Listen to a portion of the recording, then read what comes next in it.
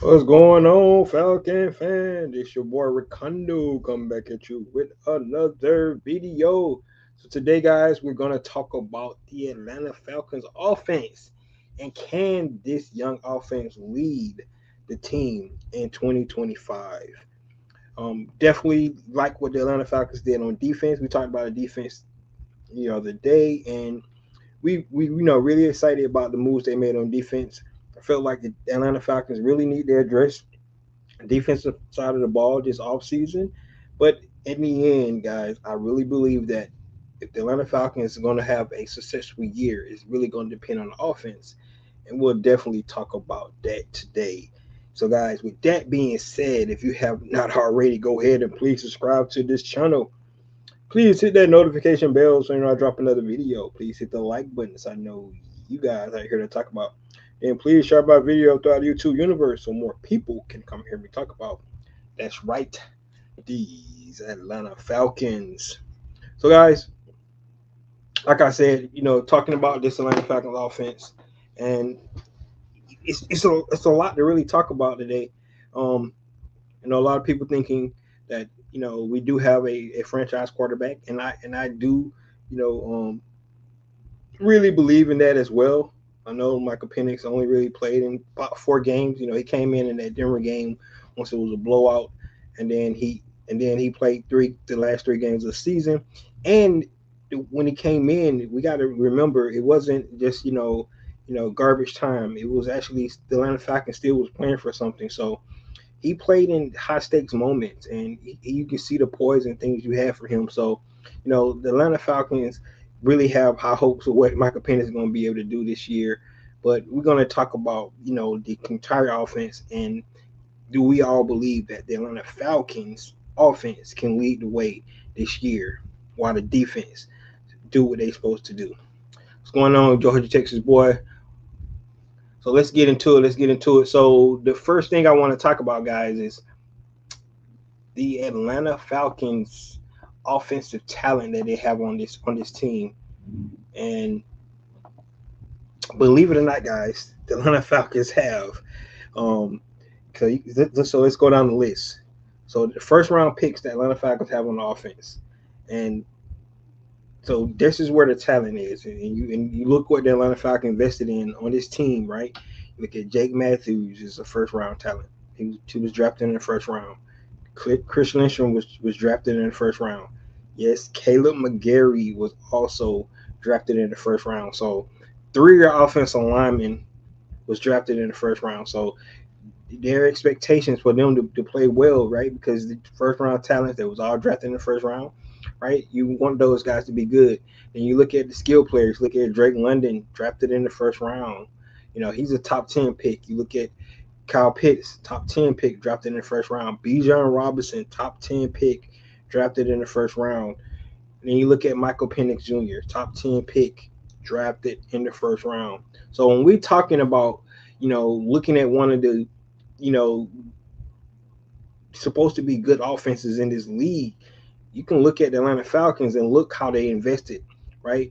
And you just look at the talent that I just talked about. I just talked about 3 of your offensive linemen was drafted in the first round, right? Supposed to be guys that's going to have a good long career, guys that's going to be immediate starters because you're drafted in the first round. That's what your expectation is supposed to be, right? And then you look at the skill players. We already seen, the investments they made on in the skill players on the offensive side of the ball, right? So just looking at offensive talent and just looking at the first round picks that Atlanta Falcons have actually invested in this offense, you would have to say, well, that's where you should have the most production, right? Because that's where all your first round talent is.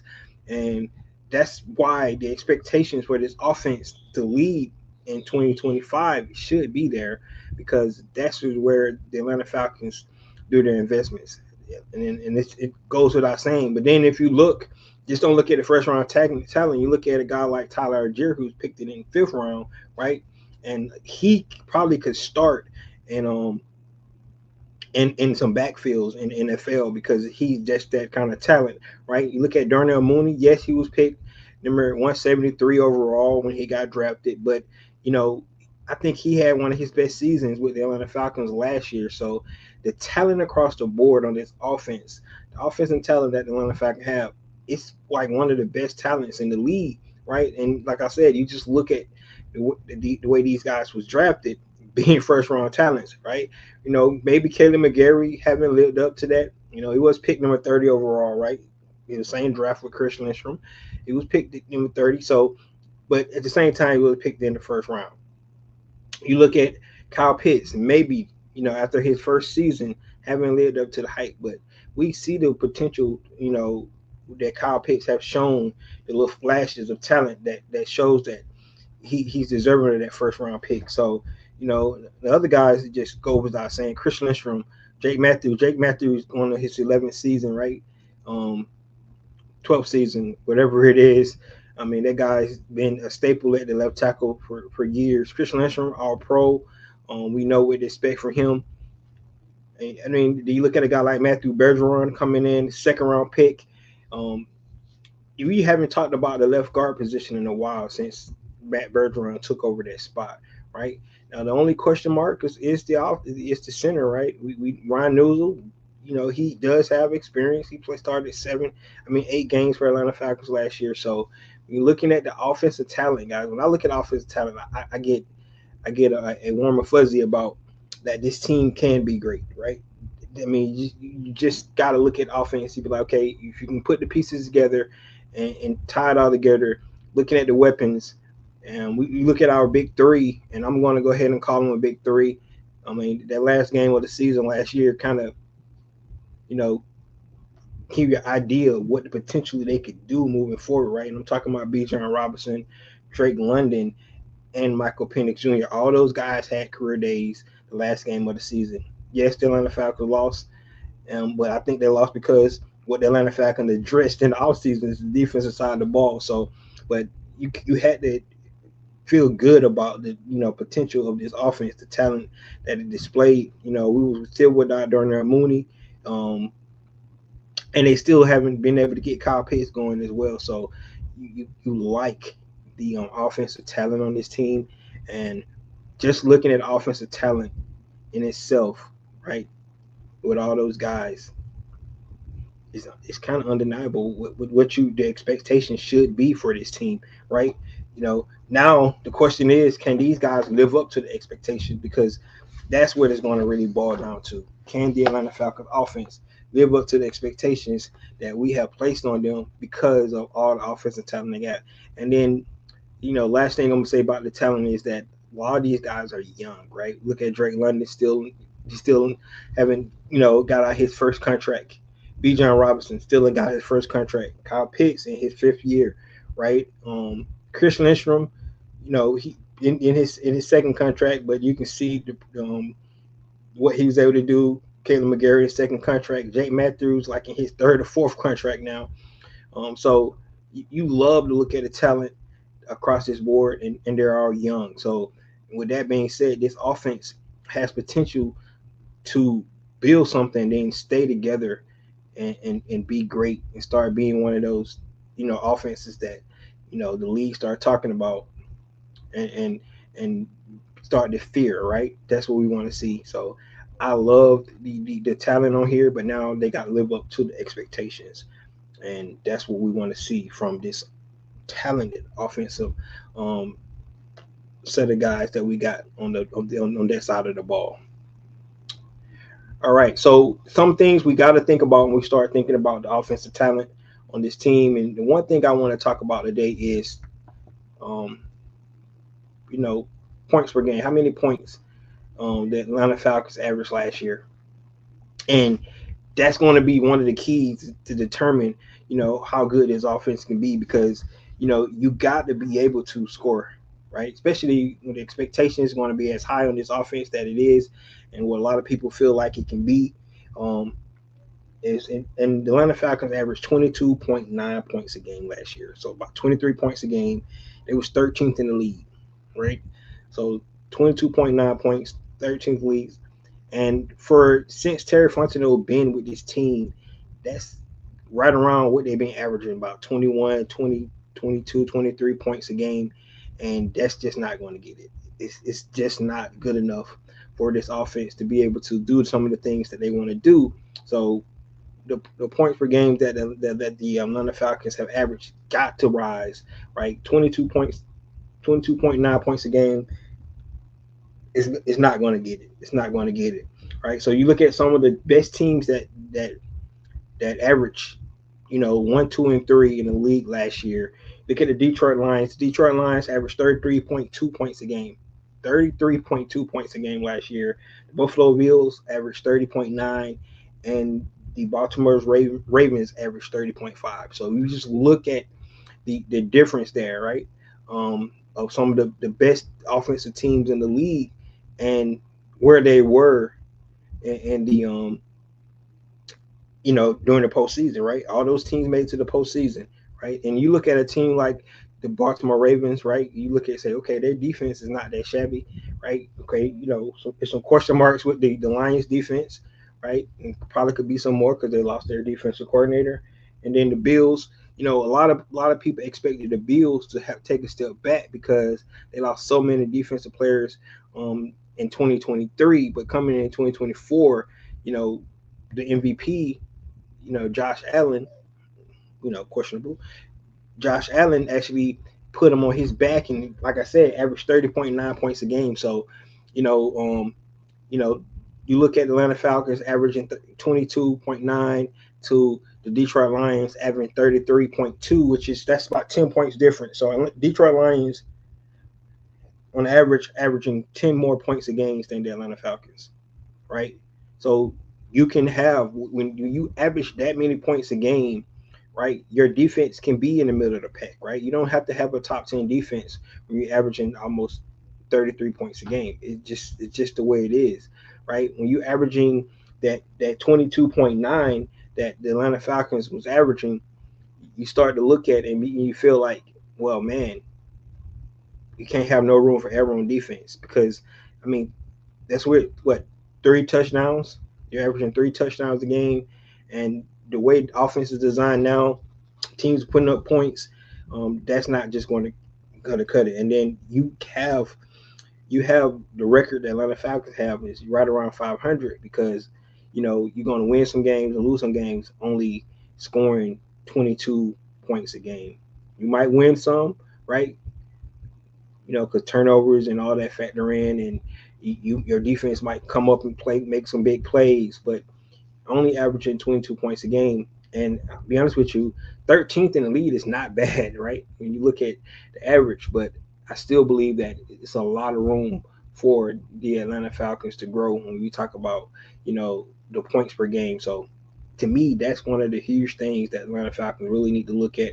And that's going to be the key, right? We're going to see how many points per game that Atlanta Falcons average next year, and then that's really going to determine, the success with this team.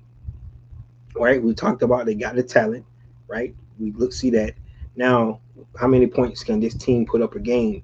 And if they can start to average more than 22.9 points a game, the Atlanta Falcons can definitely have some movement and where we want to see them go. And just like the title said, they can lead the way in 2025. All right, all right, all right. Let's get to the next topic, right? Because we talk about points per game, we talk about the talent. Let's talk about having a balanced offense, right? And I can honestly say Atlanta Falcons is one of the more balanced, offensive teams in the league because they do run the ball and they actually run it really well. Um, some might say that their run blocking is actually better than their pass protection. So they're really, and this has been from the Arthur Smith days. Bringing Jack Robinson in, running a little more of that Sean McVay offense, but they love to run the ball, right? And the balance of that, I think they had like 435 attempts last year running the ball. Don't quote me on that. But they average about 130 yards a game, right? That's 10th in the league, right? So we're looking at how many point yards a game that on the ground that the Atlanta Falcons average about 130 yards a game. That's 10th in the league. That's not bad. That's above average when you're looking at how many rushing yards they got, and then with that two-headed monster they got, they probably can average more than that, right? But you want to have a balanced offense. I think the balance offense that the Atlanta Falcons can create, with Bijan, with Tyler Algier, and then being able to throw the ball around with Michael Penix and all those weapons, I think that's going to be the key, right? So, averaging 130 yards per game, it's good. If they could, replicate that again this year, that'll be good. That's what you want. I like that. I like that number, 130 yards a game. If you get up to 150, that'll be even better. But you want to have that balanced attack. Passing yards a game, the Atlanta Falcons averaged 364 passing yards, which is seven in the league. Now, a lot of that had to do with Kirk Cousins, but the expectations that Michael Penix Jr. is going to be able to add a little bit more to the passing game than Kirk Cousins, and it's simply because of being able to touch you know every piece of grass on the field because of his explosive arm and his accuracy that he displayed in those three games that we've seen from him. So the balanced attack that the Atlanta Falcons can go. So you're looking at an average per game, you know, almost 500 yards a game on offense. That would work. That would definitely work for the Atlanta Falcons. If Atlanta Falcons can like I said replicate these numbers right now, the only issue with that is right you're putting up almost 500 yards a game, but it doesn't match your point production. So go back to my previous when I talked about points per game. Now you start to question where the discrepancy is, and now you look at penalties. Right, Atlanta Falcons got in the red zone a lot of times, and the drives got stalled because of penalties that was called on them in the red zone, right? You talk about missed field goals, right? That was a big issue. Atlanta Falcons missed 12 missed field goals um, this year, and if you go look at some of those games, some of those field goals made, Atlanta Falcons will have a different record. So, um, and we can talk about two games in particular. We talk about the Commanders game, right? And we can talk about the New Orleans Saints game. Both of those games. If the Atlanta Falcons make field goals, they win both of those games probably. So that's where you're talking about just that's three more points, right? That take the average up from 23 to 26 points a game, right? If you just make those field goals. So field goals, those going to play a big part in this. But you look at the yardage, almost 500 yards a game and only averaging 23 points. Something's not working, right? So then you start looking at third down efficiency, you start looking at red zone, right? Those are issues where you start looking when you're looking at your balanced offense. Those are some of the things that hopefully Zach Robinson, and his crew really get a deep dive on this offseason to find out, about the red zone, about the third downs, and things like that to make this offense be able to sustain drives and be able to put more points on the board because that's going to be the key. The yardage is there, right? You're looking at the production of moving the ball up and down the field, but for some reason it's not translating into the number of points that you need, and that's where the balance comes in, right? Being able to run the ball, when you need to keep the defense off balance, and then let Michael Penix, rip the ball like he does, and see what really happens. So that's to me is one of the main things that we got to see is having a balanced offense, and that's the run pass production that the Atlanta Falcons need to have. So looking at the Atlanta Falcons and their balanced attack, that's what we want to see from them in 2025, right? All right, all right. Next topic is the quarterback and offensive coordinator chemistry. This is huge, right? What's up going on there, man? How many wins? You said, let's answer this question real quick. So how many wins would you guess for this season? Well, I'm going to hold off and wait because I want to see the extra schedule. I know we know the opponents that we got, but I want to see the schedule. The schedule comes out on Wednesday, next Wednesday, the 14th, and then we'll definitely get into it because I'm really curious to see, how this schedule lays out. It doesn't matter really, right? Doesn't matter, but I kind of believe, you got to see can you get some easy wins to start the season, to get off on the, you know, if we get a gauntlet like we did to start the season last in 2024, right? Eagles, I mean Steelers, Eagles, Chiefs, right? That was a gauntlet to start off the season, right? Then we played the Saints and the Bucks. So in that first like 5 game stretch, we had a pretty tough schedule, right? And Atlanta Falcons fared well through that first stretch, right? But I like it when you be able to get some wins under your belt first, start get into rhythm, right?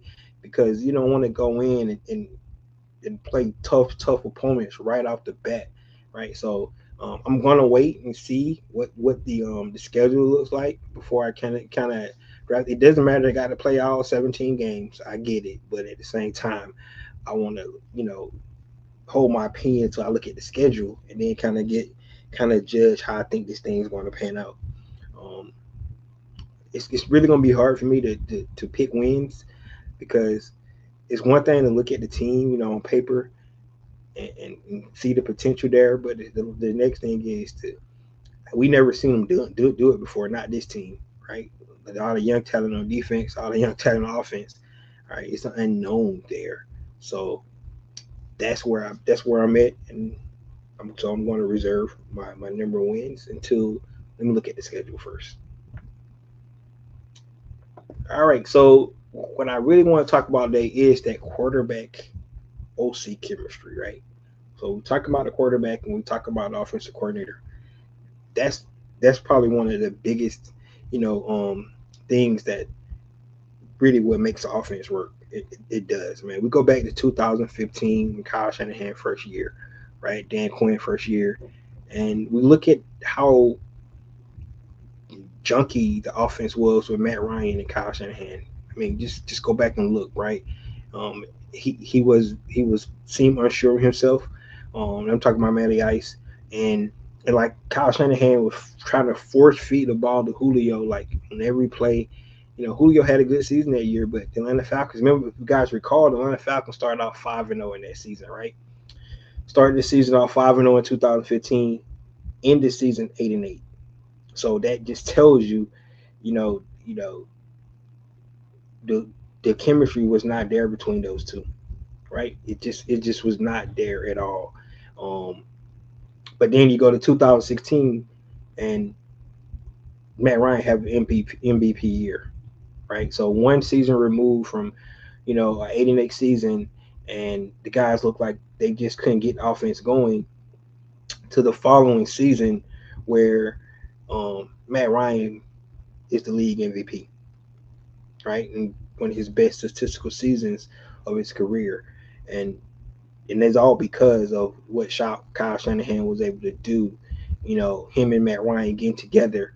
I mean, if you go back and look at some of the interviews that those guys did, and how Matt could read, Kyle Shanahan mind and knew what play he was about to call. Right, he kind of knew it. Right, he knows when like the ball is on a certain hash, down and distant things like that. They knew each other like that. When so they was in sync. So when the call came in, Matt was already expecting it, and so he said, "Yep, this gonna work because we on the same page here. We know what we doing." And it showed, man. It really showed. If you go back to that 2016 season, and that's just the second year in the offense for Matt Ryan, right, with Kyle Shanahan, and he had one of his best, like I said, statistical seasons that you're ever going to have, um, out of Atlanta Falcon quarterback, and that was good, right? Because we know he won an MVP. We went to the Super Bowl, and also in that season, what's really interesting is that defense was young, right? So I'm not trying to put correlations here, right? That was a young defense that the Atlanta Falcons rolled out there with a young Grady Jarrett, a young Keanu O'Neal, a young Deion Jones, right? Those guys was young, and they went out there and they played their best, right? A young AJ Terrell, that was out there. That was one of the seasons where, um, no, it was AJ Terrell. I'm sorry about that. But that was that was something to behold, right? Because if Devontae Freeman make a block, we talking about Super Bowl champions, and that would have been, um, just put a bow on the whole season, 2016 season. Matt Ryan, having an MVP season. Julio got the catch, you know, the best catch in Super Bowl history. right on the sideline. Matt Bryant, is going to knock it in for go put us up 11, and then it'd have been all over. But that's not what happened. So, but when I'm still what I'm just going back to that quarterback, um, offensive coordinator chemistry, right? And I think it's going to be a lot better this year between Zach Robinson. You got to remember Zach Robinson was a rookie. He was a rookie offensive coordinator. Had never called the whole season before. He had called offensive plays in games and preseason and things like that. But to be able to build your offense and put it together on your own, you and your quarterback, put in things that works well for him and things that might not work well, and being able to put a game plan together from week to week is really what we got to see, from Matty Ice and Kyle Shanahan, right? And man, they delivered week in and week out. That season was magical. I think Matt hit over 13 different receivers for a touchdown, and that season. I mean, just you just go look at that season and kind of give you a glimmer of hope. You know, our quarterback OC going into their second season together and see what it's all about. So we heard from Zach Robinson and he talked about that a little bit. And some of the things that he was saying was the fact that they're going to open up the offense a little bit, right? Because of some of the things that Michael can do more than what Kirk can do, and it really, what it really means is just being able to stretch the field more. Also, um, they're going to go back and look at some Washington film, right? When we talking about, Michael Penix having one of the two best college careers for passing yards and touchdowns, um, besides what a Patrick Mahomes did in his years at Texas Tech. So that's what I'm talking about. Um, Going back and look at some of those things. So not only if Zach is going to, you know, look at some of Michael Penix's strengths, right, and do some of the things that he does well, being able to stretch the field, which is going to be important, and we see how accurate the kid is. I mean, the some of the passes that he made in those 3 games, right? Those could be some highlight packages. And it was only 3 games, right? That pass he had to Cordell Hodge on the sideline in the last game of the season was just spectacular. The bombing through the Ray Ribbon Cloud on a dime, right, was just really, really good. It was a pass he threw to Bijan Robinson on the wheel route, and Bijan ran out of bounds on the sideline. But if you go back and look at that throw and look at the accuracy of that throw, yeah, it was an incomplete pass, but it was spectacular, man. And then of course the pass you threw to Kyle Pitts in the Commanders game on fourth down, to tie the game was just you know ice water in your veins, man. That's one of the throws like that. You can't ask for anything much more when you're looking at plays like that. So being able to take those that talent that we talked about at the beginning, and be able to get on the same page with your offensive coordinator is going to be really huge for Michael Penix. I mean, not just the chemistry with the OC, but the chemistry that he needs to going to have with his receivers this year, right? Somebody mentioned, the first time that he ever had thrown a comeback route to Drake London in the game, right? That's time on task. That's basically what you're looking for, and once you start to be able to develop that, you know, um, you know, this offense can really be good, right? And Zach Robinson going to his second year, it's going to be interesting, and it's in my opinion, it's all up to these guys. It's it's going to be what they can do, right? Um, OC quarterback, offensive line, I think is really going to be good, and that's where we're at. One of the other things that I want to emphasize on this,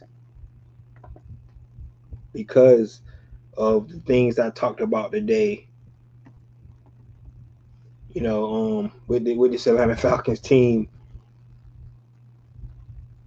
is that They can't have no excuses, man. It's no reason at all for this Atlanta Falcon offense not to be thriving. I'm just saying it. The Atlanta Falcons cannot come out and make excuses for why this offense not playing good. I just laid out what's going on, Paul Matthews. I just laid out, you know, four things that I think that should contribute to this offense being able to lead the way for us. Talking about the talent, right? We talking about all the first round picks that the Atlanta Falcons have drafted on offense. So the investment for this team is all on the offensive side of the ball, right?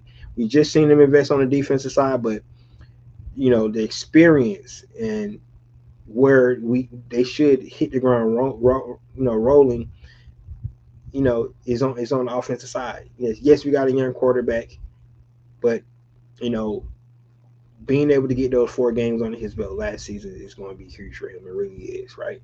Um, but just looking at offensive talent that we have, right? Um, we got to be able to put more points up per game. That has to happen, right? 22.9 points is not going to do it, right?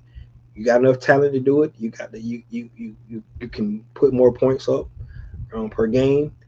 You already got an established balanced offense, right? Rush and pass.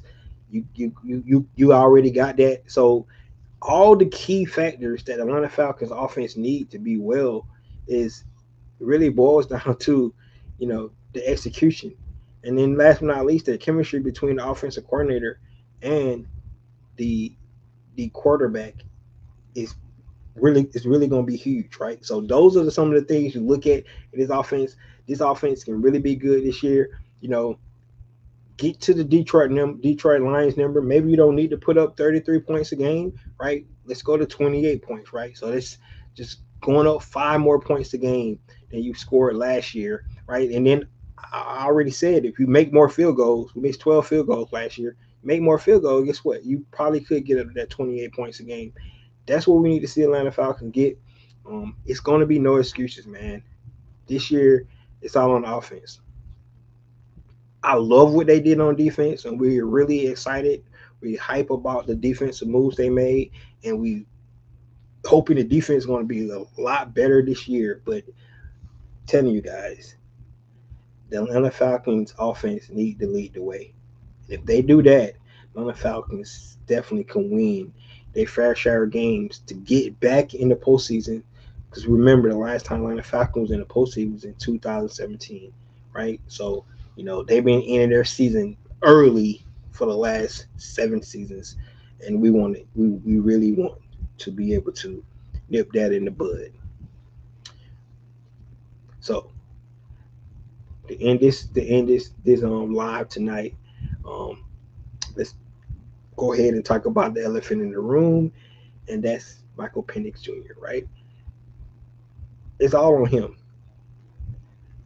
He's supposed to be our franchise, right? That's what we all hoping to be. That is going to be, right?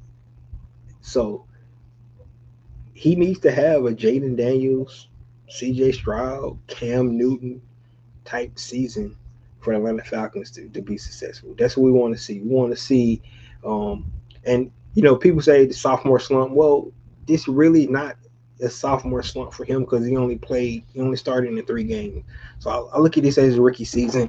And like I said, if you look at some of the more recent rookies that came in the league, Jaden Daniels and C.J. Stroud, um, you like the potential of what Michael Penix can actually do, right? So um, I just it's hard to like just go ahead and stamp it and say he's the guy because you've only seen 3 games, but it feels that way. It really does. Um, and I think he's going to be even better this year. Like I said, you think about the chemistry with his OC, the chemistry that he's going to have with his pass catchers, right? Um, the more balanced they can be. A lot of people want to see if Kyle Pitts can actually, be able to do something more than he did last season, right? Now, it's all depending on, the way they run this offense. I think the offense is ran a little bit different than what Arthur Smith ran with the 12 personnel. They run a lot of more 11, right? Three wideouts, one tight end, one running back there. So, they run a lot of more 11 personnel. So that kind of hurt what Atlanta Falcons can do with Kyle Pitts. But the things that Kyle Pitts needs to do, and I know you guys agree with me on this, is be able to win his rep every rep, right? That's what you do. You win your rep every rep. The ball's gonna find you. The ball finds good energy. I just really believe that. You know, if you believe in the football gods and things like that, it finds good energy, right? So you win your reps, right, and the ball will find Kyle Pitts. I really believe that this year, right? So the consistency, they talked about that. We've seen the flashes, right? Breakout games they had against Tampa. Um, the huge catch he had with the Commander just shows you the potential. You know, being up to live to the moment that he, that was needed, and that it was fourth down, guys. Atlanta Falcons trying to stay in the playoff hunt, and Michael Penix and Kyle Pitts, put up a masterclass on that play, and that's the kind of plays we expect from a number 4 overall pick, right? That's being able to deliver it in the clutch like he did, right? And so those more things you can see, but it's got to be more consistent. It's just got to be more consistent. If he started to be more consistent, I believe that you know that also take this offense to another level, right? Because we already know we're going to get out of 5, right? Drake London, right? We know we're going to get out of Darnell Mooney, right? Almost 2,000-yard receivers that we had um, in that duo. Ray McLeod was a pleasant surprise for us because he had his career season with the Atlanta Falcons, um, and Ray McLeod, he made big catches in games, man, especially on third downs. You look at some of the plays that Ray McLeod made, right? The question is who's gonna be the um the guys that can can be the X factor this year, right? You look at some of the undrafted guys like a Nick Nash, right? Is he's going to be able to, you know, get into the get into the flow with Kyle? I mean, with Mike and do some things. That's what's going to happen. I know a lot of people. One player I forgot about. I keep forgetting about him because the Atlanta Falcons signed the offseason because they signed so many defensive players, but they did bring us an offensive player. And one in particular is Jamal Agnew. So he's another guy, that could be do some things for us. Now he was brought in specifically, to help our special teams to be a returner and things like that. But he also is a receiver, so being able to utilize him, I think one thing the Falcons is missing, guys, and that's a speedster down the field, right? Because we know Mike want to be able to throw that ball deep. So that's one of the things that I really believe when you think about his offense, that Atlanta Falcon could really think about looking into, you know, that would be huge if they could find somebody to stretch the field a little bit with speed, and then you can utilize Kyle, you can utilize Drake underneath. You know, believe it or not, I still believe Drake London is our best slot receiver, because he lives in the slot and he dominates that middle of the field, man. With his physicality, but he can play outside as well. We've seen the 50-50 balls that Drake comes down with. So you know, he's definitely bona fide number 1 guy, but Atlanta Falcons could definitely use a speedster, and that would really help holding up this offense a little bit more. Darmark said, "Boy, oh boy, can Penix throw deep bomb?" Yes, he can. Yeah, man, that Penix, man, the way Penix throw that ball down the field with touch and accuracy. Like I said, I go back and look at 2 throws he made. The one to Ray, right? That was nasty between 2 defenders, and then the one he threw to Drake as well in the Carolina game. I mean, he was just throwing dimes in that game, completely just throwing dimes, man. I just love what he was able to do, and I can't wait to see more. I know you guys can't either. Billy Mill says, "So should I draft Pitts in my fantasy this year if he's going to be worth it?" You know what, man? That's a great question. That's a great question. I don't know, man, because they play a lot of 11 personnel. They play a lot of 11 personnel, and a lot of times they play 11 personnel, they run out of it as well. So sometimes Pitt's not even on the on the field because they had a blocking tight end in. So I don't know, man. I don't know. Um, I think they need to use Pitts, in different ways, right? Just to maximize his skill set, right? Um, this could be Pitts last season with the Atlanta Falcons. This is his fifth year, right? They exercised fifth year option last year, so he's in a basically contract season for the league, right? I mean, everybody's going to be looking for him, trying to snatch him away from us. Only way the Atlanta Falcons can keep Kyle Pitts is they franchise tag him, I believe, and then they trying to make a long term deal with him. But other than that, I think he's going to get he's somebody's going to scoop him up in free agency if you know, especially if he delivers this year. So it's really going to be interesting to see what the Atlanta Falcons decide to do with that. Um, but yeah, a fourth round pick. I mean, a number four overall pick.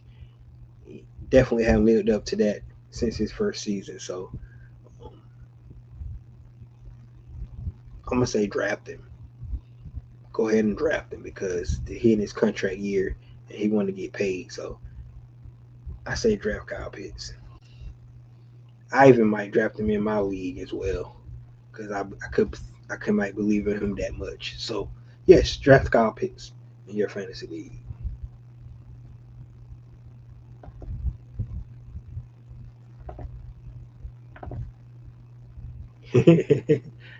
Yo, draft him, man.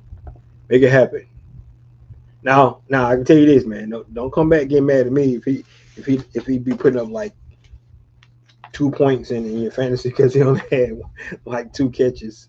So that's all I'm saying. But I probably gonna like I said I might end up drafting him, and that's one thing.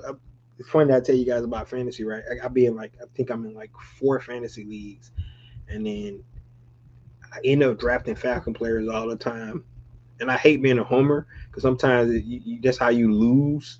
That's how you lose fantasy football when you being a homer, right?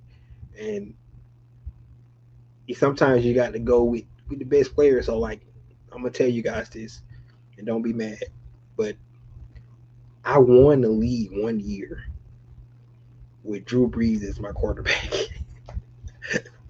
I hated it. I'm not gonna lie. I'm not gonna lie. Drew Brees was my quarterback, and I won that league that year. So sometimes you got to go with your brain, and that's when Drew Brees was doing his 5,000 yard season thing. So he was putting up numbers. I mean, lots of numbers. So instead of going with my heart and knowing that I would never draft a New Orleans Aints, I did draft the Aints that year, and I drafted Drew Brees, and I won the league that year. So just to let you guys know, sometimes don't when you, especially when you're doing fantasy, don't do play with your heart, play with your mind. Look at the teams, look at the players, and yes, I drafted Drew Brees. I'm going to say it, and now people say, well, you're not a real Falcon fan anymore. Yes, I am, because I'm telling you, it hurt my heart to draft him. I really didn't want to do it, but man, he put up. I won $400 that year. So I'm just letting you guys know.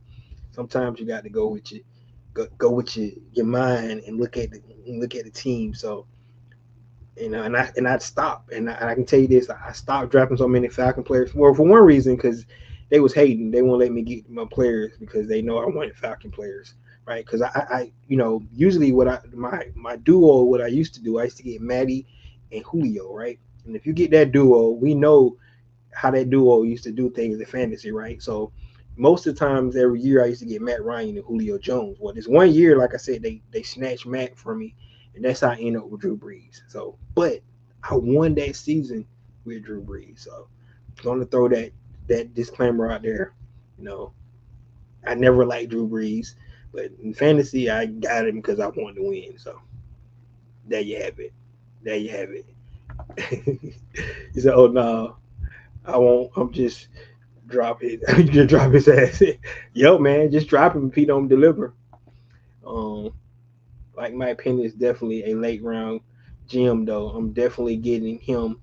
Yeah, yeah, man. Because a lot of people gonna sleep on the Falcons. So Mike Penix, like you can pick your team, and then Mike Penix might be still out there to pick your quarterback last. Could be risky, but that's something you might want to think about.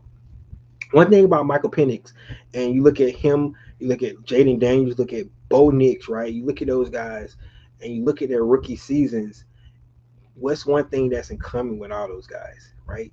They played a lot of football in college, right? They played a lot of football in college. So yes, they're a little bit on the older side, but that older experience kind of come in to be more mature and be able to to pick up and start to play better earlier, right? So that's why my theory on why Jaden Daniels and like Bo Nix, right? Didn't play so bad in the league this year because you know having all that experience, and and Michael Penix, his poise. You already can see that right away. You saw it in interviews. You seen it in the 4 games that he played, but now he knows that this is his team, and I think he's gonna put his heart into it. Um, Darmer said, I was at the Eagles Falcon game. It was the most electric game of the Eagles season. I was so proud of the Falcons for fighting for 60 minutes. Yeah, man. And see, that's what you gotta do because Saquon was supposed to catch that ball, right? He really was, but he missed it. So the game is the inches, man. Like people think like it's some like really dominant teams in this league. And in reality, it's no dominant teams. It's teams that execute and teams that don't. Teams that get coached well and teams that don't. Right? Teams players live up to their potential and teams that got players that don't live up to their potential. That's the NFL, man. All these guys are pros and good. It's the best 1,600 players in the world in the NFL. So it all comes down to those moments, right? And in that Eagles game, Saquon and Jalen Hurts missed the moment because they could have won that game, right? So the Falcons stole it from them. We say Maricondo in fantasy, you ain't got no favorite team. Exactly. You feeling me? You feeling me? Right? You got to pick. You got to pick the right guys. But I'll be honest with you. I only picked the Saint one time, and that was Drew Brees. I ain't picking no Saint players. I don't care what they do. I just lose. I'm not picking. And the only player I pair to pick on the Saints right now is Alvin Kamara. Right? He's probably the only one that I would pick. Maybe Chris Olave, but it's enough running backs and receivers where I won't pick those guys anyway. So that's just the way it is. Um, One thing I seen they have in common was their teams let them throw the ball without restrictions. Yes, that is true. Because you're right. Some teams what they try to do to the quarterback, they try to protect them and they try to run the ball a lot, give them like 15 throws a game and stuff like that. No, you just let the guys loose, man. You know, we tried that with Desmond Ritter. Desmond Ritter was a 4-year starter too, right? And it just didn't pan out for him. He was like Cam Newton cousin, turning the ball over, man. I mean, not Cam Newton, Jameis Winston cousin. Sorry, Cam, you caught it straight, but Jameis Winston cousin, right? Throwing the ball, man, turn the ball over is just that's a killer, man. You can't turn the ball over in this league and think you're gonna win. And Desmond Ritter, man, had a triple double his last season with the Atlanta Falcons. 12, 12, and 12. 12 touchdowns, 12 interceptions, 12 fumbles.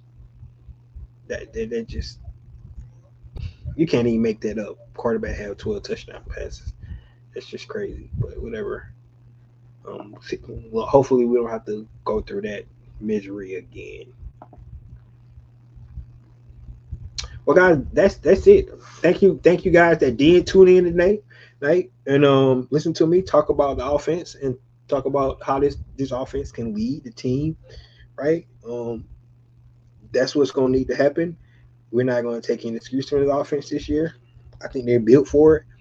Um, but just to recap what I talked about, if you came in late, please go back and look. We talked about the offensive talent, the fact that Atlanta Falcons, um, you know, pretty much their entire offense is first round picks, right?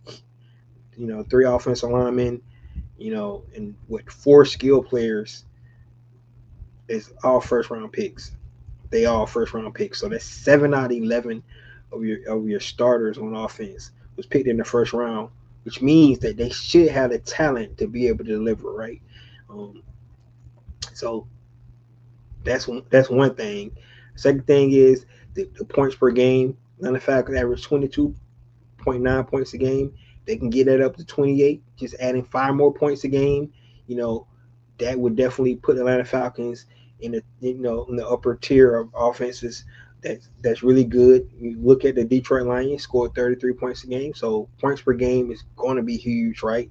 Um, I think the Atlanta Falcons already have the balance that they need on offense in the running game. Averaging 130 yards a game, they get that up to 150. That would be better. 364-yard passing a game. I mean, that's almost 500 yards of passing off. I mean, of offense. So with that many yards, you got to be able to put up more points, right? And then last but not least, the chemistry that the quarterback and the OC need to develop. It's going to be huge. Zach Robinson going into his second season. Michael Penix going into his second season. Time on task with his receivers. I think that's going to be the key as well. And then Michael Penix Jr. Are you the guy? That's the last thing we need to find out, and hopefully we will. So last couple comments. Hall of Fame credentials there. Recondo, first place ever to have a triple double in football. I think Jameis Winston got it, man, because Jameis Winston went 30 for 30, right? 30 touchdowns, 30 turnovers in the game. So I think Jameis Winston got the Hall of Fame for turnovers, even though Peyton Manning threw. I don't know how many interceptions he threw in his rookie season, but man, Jameis Winston take the cake. 30 for 30. His last pass with the Tampa Bay Buccaneers was a pick six to Deion Jones. Man, you gotta love it. That's poetic when you think about James Winston tenure in Tampa. And then what happens? The next season, Tom Brady come with the same team and take him to the Super Bowl and win it. You can't make that up, man. You can't make that up. So to me, James Winston is the Hall of Famer in turnovers. All right, there you have it. Darmar said, "What he got? What he got? What he got?" Would you still draft Bijan over Jalen Carter? Yes, I would. I'm an offensive guy though. I'm an offensive guy, so I still would draft Bijan over Brady. Because the reason I say I would draft Bijan over Jalen Carter, even after because I seen what I can see, I still think Bijan is going to have a better career than Jalen. I mean, it probably won't be as long because he plays running back, but man, that kid is special, man. He's a special player. Um, and I think he's still just scratching the surface of what he potentially could be.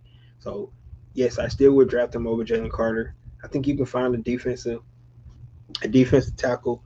When people want to say he's generational, I got to see it more that they see that it's not like he's doing Aaron Donald things yet. Maybe he might get to that, and then I might be able to change my mind. But I already seen stuff that Bijan has done, and man, it's electric. So I like the Jalen Carter. So they would have took Jalen Carter. I wouldn't have been mad about it. But I'm not upset about Bijan and what I've seen the last 2 years. Haven't changed my mind about that. What's going on, Carrie?